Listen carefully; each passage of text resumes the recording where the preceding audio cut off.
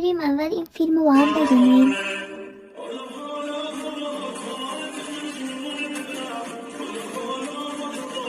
وای بچه ها، عروس چرا اینطوری؟ میواد از این بدتره.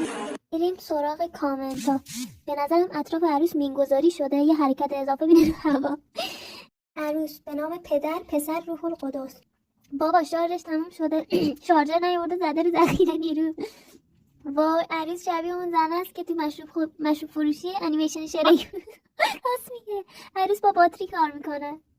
عروس اگه در خطری پلک بزن. عروس انقدر سم بود که بعد 3-4 بار دیدن تازه به رقص سم دومات چشمم. راست میگه.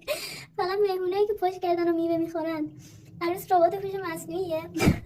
انگار عروس سکه میندازن دوباره از اول شروع میکنه. دستگاه شاباشگیره، اتومات و دسته با قابلیتش. دهنشون